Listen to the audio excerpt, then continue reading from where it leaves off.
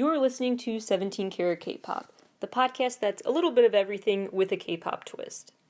From pop culture critiques to the history of K-pop to interviews with people in the K-pop industry and K-pop artists themselves, to concert and album reviews, to a deep dive into the discographies of different K-pop artists, to K-pop news updates, to stories about the music industry more broadly. This show tries to cover everything about K-pop and K-pop as it applies to the larger music and concert scenes.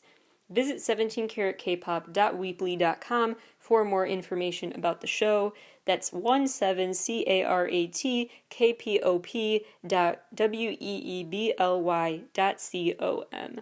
Hello everybody and welcome back to 17 Carat K-Pop, a headline roundup for you as well as some of my yays and nays for what's going on in the world of K-pop and the music industry at large. There is some political drama, some legal drama to get into. We've got to talk about the Gown Awards and, of course, the new song from IN from Stray Kids, Maknae on Top. There is a lot more to get to, so let's just jump right in with my yays of the week. Yay number 1, Ji-hae, the famous singer and actress, is joining the cast of Succession for Season 3, not just as a guest star, but as a regular occurring actress there. She's previously, you may have seen her on The Mortal Engines, and she's one of 3 new actresses joining their cast. She's set to play a character called Barry Schneider, quote, leading public relations consultant, unquote. So it sounds like her character is going to be a mischievous one, to say the least, and I'm excited to see what she brings to that role. Yay number 2. Twice is set to perform at the Time 100 Talks event. Monsta X previously did this. It's a series of virtual conferences that Time magazine hosts that features a performance at each conference from a different act. This will be a live stream you can watch January 28th, 7 p.m. Eastern Time, which is 6 p.m. Central Time. It's free, but you have to register so that you get the streaming link when the show goes live. The day's speakers that day include Kang Kyun-hwa, who is the South Korean Minister of Foreign Affairs. And Twice is going to perform a B-side called Depend on You, a song that my bias Nayeon helped write, so that's really exciting and surprising. Depend on You maybe is another single. I mean, they premiered Cry for Me and then that became a single. Maybe Depend on You, although they're not premiering it for the first time, they're performing it at a special event. And I don't know, maybe they're going to lean into promoting that song more if they're performing it at an event that is seen from people across the world. I don't know, just throwing that out there. I wouldn't mind if that was the B-side they promoted. Yay number 3. Hani from EXID has a new web series coming. It's called Hani Ani Hyun, which combines her real name and her stage name. It's going to be through OOTV's YouTube channel, not her own channel. The show is going to explore the world of styling and fashion. It sounds like she's really going to look at the behind the scenes, if you will, of the industry and what it takes to be a celebrity stylist. Yay number 4, I could spend days talking about, but I won't. At least I won't on this microphone. IN from Stray Kids, the Maknae, has released Maknae on Top, a solo music video which features a few of his bandmates. It is everything, this video, and we're going to dive into all of the layers of meaning in this video at the end of the month when I'm going to do a wrap-up of my favorite releases of January. So I'll save it for that, but I just wanted to tease that right now and promote this song. It's really, I wish it got a full promo run and wasn't just a surprise YouTube release. I wish it would get like a full music show lineup and things like that to promote it, because it is everything. Not just the song, but his confidence, which he's always seemed like a more confident member of Stray Kids, but it really shines now even more than ever. Like, he is in his element. The rap and the singing and the just this sonically and visually, it is all there. It's just such a vision that he crafted.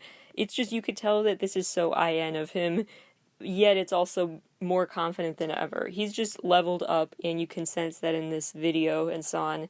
And the song sounds like an IN song and a Stray Kids song. He added unique personal touches while keeping it true to Stray Kids' sound. I hope it ends up being a track on their next full-length album. It just deserves a lot, and I'm very excited about it. So, rant over. Let's move on to my last yay, which is about the Korea Herald's latest report on the size of the global Hallyu wave. Remember, Hallyu refers to overseas spread of Korean culture, and not just music, but Korean food, dramas, movies, etc. Korean culture being spread and people showing interest in Korean culture abroad, that is described as the Hallyu wave that's sweeping the globe more and more. And so the stats looking at official Hallyu fan club membership exclude fans of Korean culture that are in Korea. It's just outside of that, overseas relative to Korea. So with that in mind, Korea Foundation accumulated this data from 109 different countries. So keep in mind that these numbers are very impressive, but they're not even the full picture because this is just officially registered official fans of Hallyu. So there's probably at least twice as much of a rise in Hallyu's growth in all of these different places, but this is just what can be officially recorded and discussed. The number of Hallyu fan clubs worldwide overall has risen 5.5%. And Hallyu fan clubs, that includes ones that reference movies, TV shows, music, food, etc. It's not just like K-pop fan clubs, for example. The largest growth in the number of Hallyu fan clubs has been seen in Africa and the Middle East. The number of reported Hallyu fans there has quadrupled. Yet at the same time, 75% of the entire global Hallyu growth is credited to Russia, whose Hallyu club membership rose to 4.07 million more.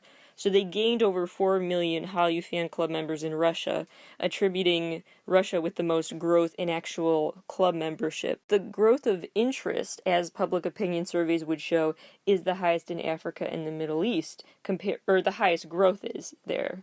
While there is this increase in Hallyu excitement worldwide, the Asia and Oceania areas noted a fan decline in interest in Korean content of 4%.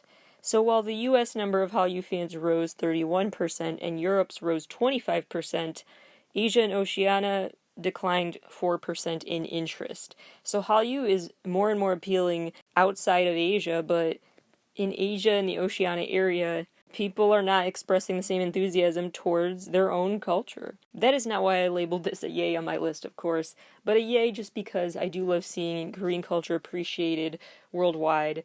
And keep in mind, we're almost at the year anniversary. Yes, it's only been a year since Parasite came out and won an Oscar, and people were talking about Parasite, and I really hope people did not just think that was it. I hope they took the director's words wisely and are thinking about them a lot, where he said in his acceptance speech for the Oscars that, once you get past your dismissal of reading the little subtitles, there's a whole new world of cinema open for you once you stop being annoyed by that. So anyway, South Korean films deserve more recognition, not just Parasite, but I have a feeling close to the Parasite's year one anniversary, there will be articles out there saying, as we approach Oscar season, everyone wonders what will be the next Parasite. I guarantee that's going to happen. But anyway, there is quite a bit of drama lately between the two agencies that jointly manage the boy band TOO and have since their debut back in February of 2019. Yeah, they were technically kind of officially a group in October of 2018 as a project, but they officially debuted February 2019. Anyway, that's an aside. TOO has been jointly managed by CJ, E&M, and NCH Entertainment. For the sake of the story's sake, I'm just going to stick to saying CJ and NCH. But just know those are the two different agencies. And also, technically, it's Stone Music that manages them, which is a subsidiary of CJ, but again, that's an aside for the main point of the story. So it's CJ versus NCH. The plan was for the two of them from the get-go to jointly manage the band TOO for at least 7 years, for the typical length of a K-pop boy band's contract. NCH planned to be in charge of more general management aspects, the daily schedules of these members, while CJ was going to focus more on marketing and promotion. CJ had underwent some internal restructuring as a company lately, and then they abruptly ended their contract with NCH, citing just the restructuring as the reason why they had to end the contract and it was no longer an option. TOO's third album release was delayed because of this dispute, and CJ now claims that after months of negotiations, CJ and NCH, quote, failed to reach an agreement, unquote. So now there's a back and forth about, well, how much did they actually agree on 7 years? How much did they actually agree on dividing up management versus promotions? And because those lines can certainly get blurred of who's in charge of managing versus promoting their work, there's a lot of room for overlap there. So that can be, dividing the work up that way can definitely be tricky. NCH accuses CJ of not paying them, and they felt very blindsided, not just for CJ's statement saying our contract is over, no discussion about it, it's already done, period, and also upset because they felt like that meant they would not get paid for the year they have spent working together, the 2-ish years. They said they were just totally left in the dark about the contract termination and were upset because there was a lack of transparency, because all CJ cites is internal restructuring of the company and no more specification about why that would require their contract to end. CJ claims NCH is at fault for constantly delaying the release of an official sealed version of their agreement. So they're basically in a dispute over how formal their contract actually was, and then who is at fault and who needs to literally pay up for the contract's dissolvement. NCH's statement claims that CJ should have agreed with their proposal, because they said that they initially suggested to end the contract after letting NCH just take the reins fully for 2 full years.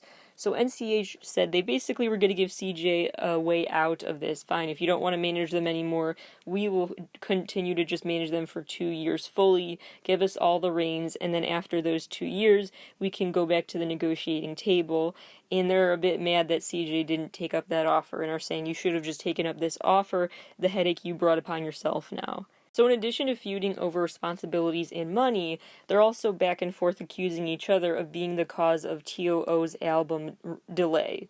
NCH claims they were just not given enough clarification and feel just wronged by CJ for not being their business partner anymore without warning. For right now, TOO's comeback is still postponed, and the companies are going to have to work this out and talk it out before anything happens with this band, unless a third agency just swoops in and pays them out of their contract and just, Kane Daniels' new agency, maybe you guys should, Big Cat Entertainment, maybe you guys should sweep in. Someone needs to save the day here. My nay number 2 goes to BTS's name being used for political clout without their permission.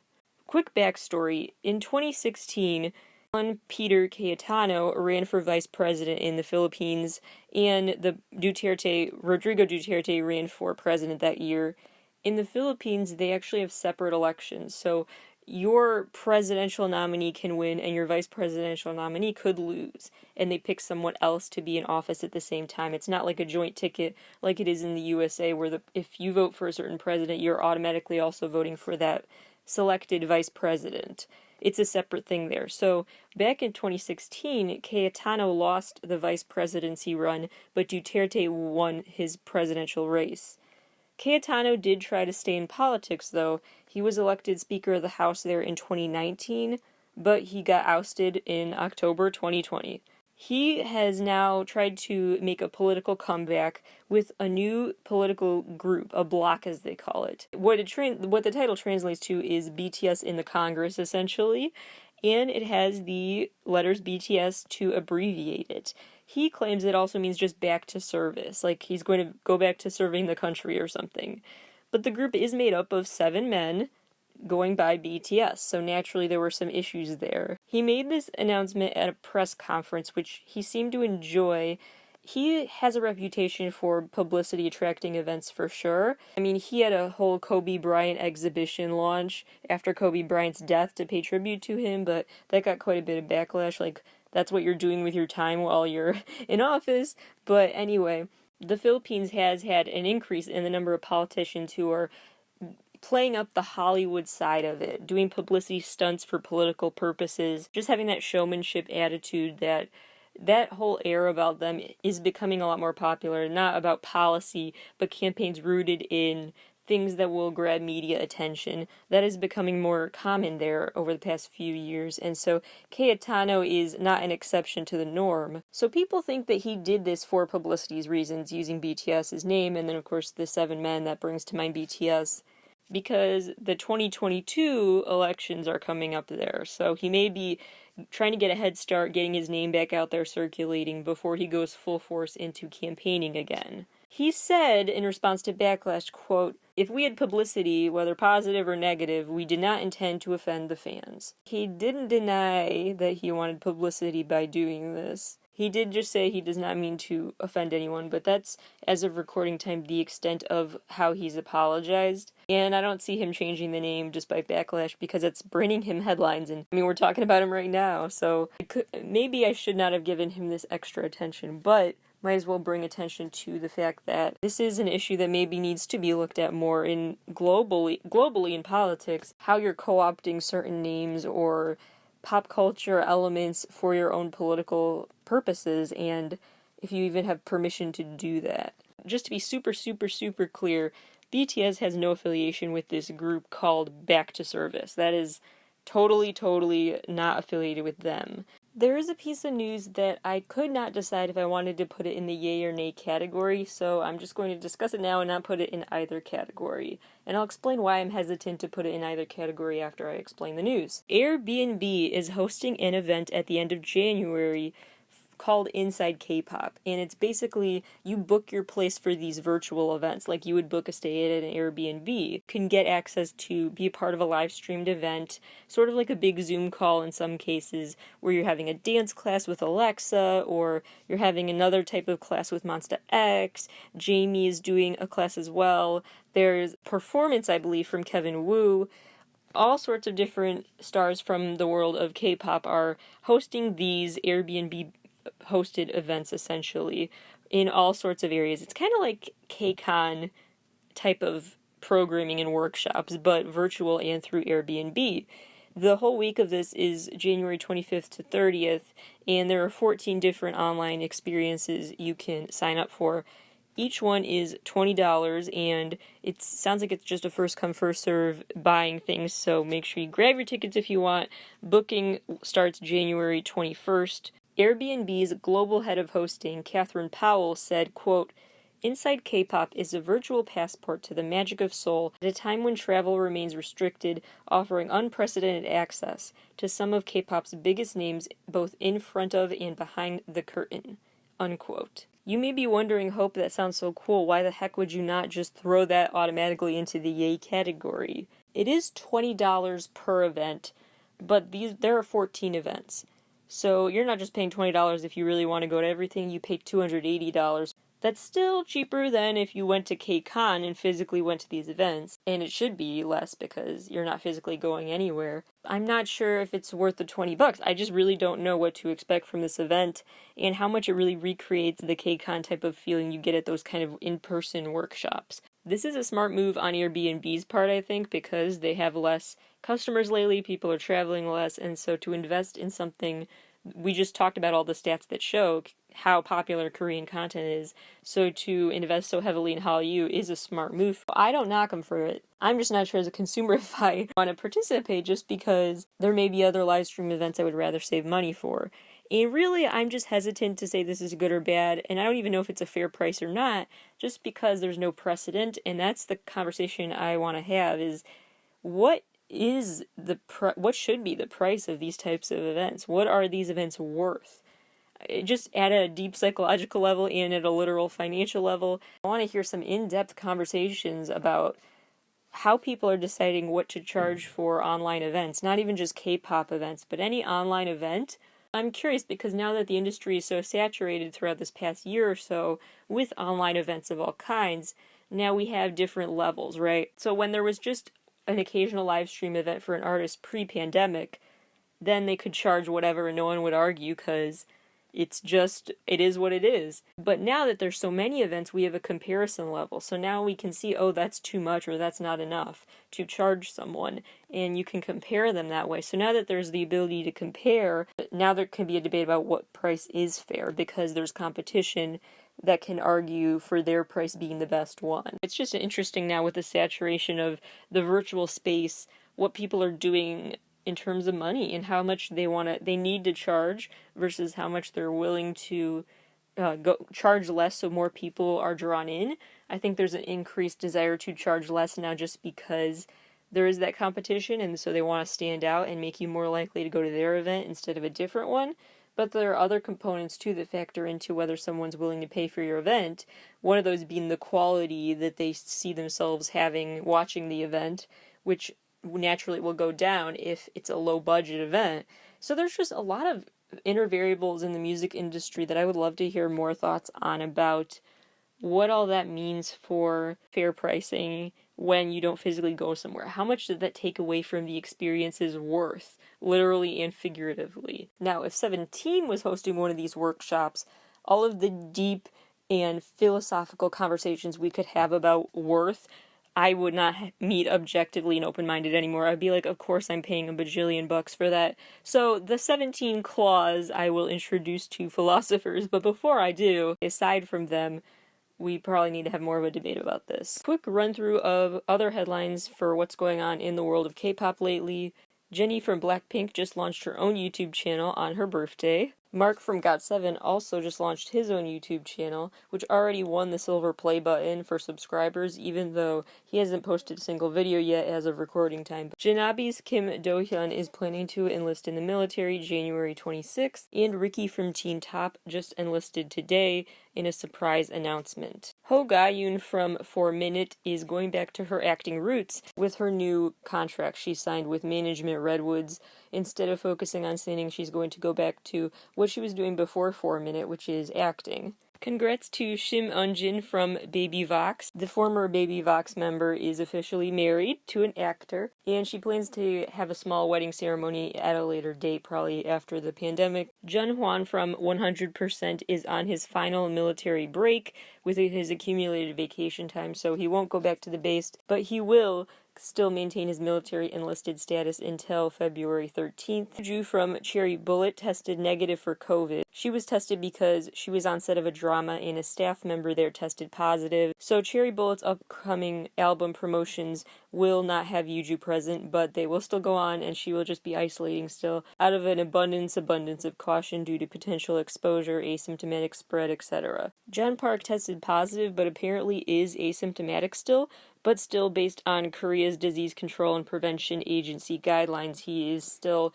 in a quarantine facility for at least the next 2 weeks. Shonu from Monsta X has officially joined Instagram. Dreamcatcher now has their official light stick design, which is really cool, and it has these extendable legs to it, so it can turn from a light stick into a staff.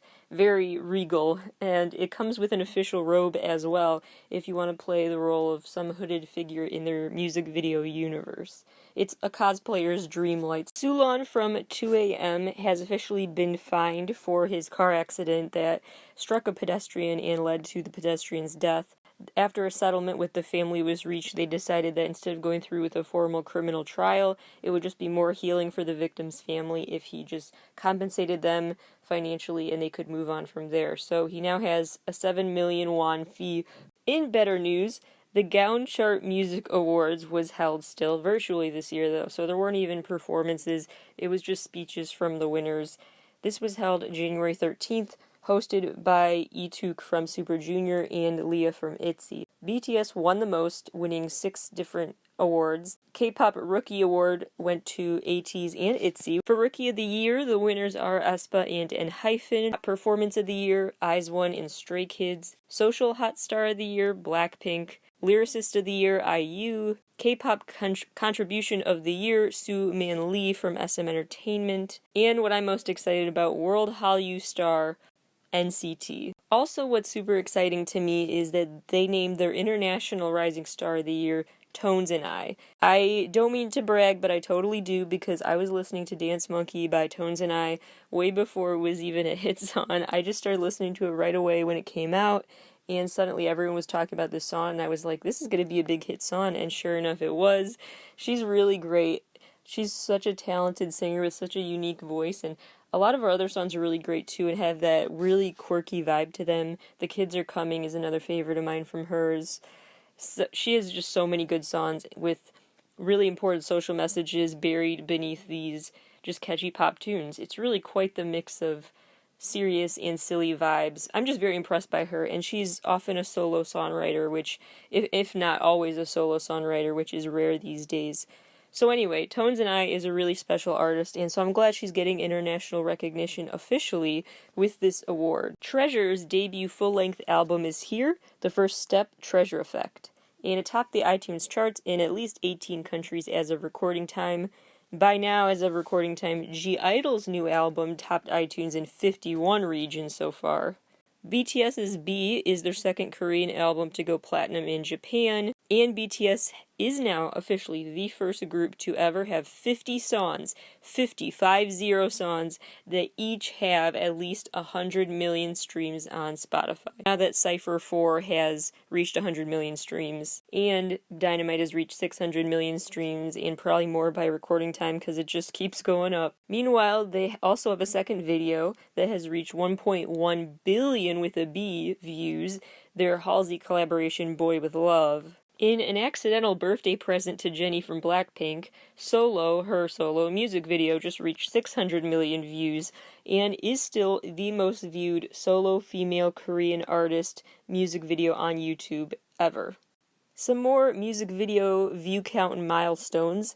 10 million views reached by Luna's Odd Eye Circle subunit, their best subunit. Don't fight me on this. Everyone seems to love the other subunits, but anyway, Luna's Odd Eye Circle's Girlfront video reached 10 million views. 20 million views on Day 6's Congratulations. 30 million views for GOT7's Last Piece. 100 million views BTS Lights. 300 million views Red Velvet's Bad Boy, which is their first video to reach 300 million views. 500 million views for Bang Bang Bang by Big Bang.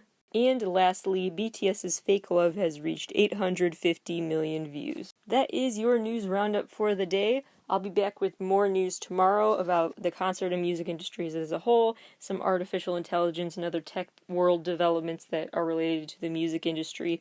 Lots more news to cover of a different sort tomorrow, so stay tuned for that, as well as more new content out throughout the week.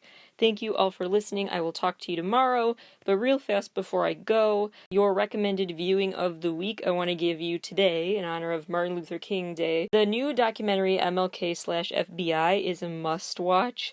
It is an in-depth look at how the FBI surveilled Martin Luther King Jr., how they thought he was a threat. NPR also does a great deep dive talking about how that documentary came to life with classified, previously unseen documents and insider information about this spying campaign and the threat they saw him as. And it's just an important look at institutional racism and how people remember that, as Bernice King always says, Martin Luther King Jr. was not loved by everybody. That's just a false memory. That he was very hated, very, very hated by many, and we need to acknowledge that to move on from it. We can't just say, oh, he was so well revered. He should have been, but he really wasn't. People were so angry at his mission, threatened by his mission, his determination, by his perseverance, by his relentless pursuit of justice and view of peace as being impossible without justice. So I would definitely check out MLK FBI,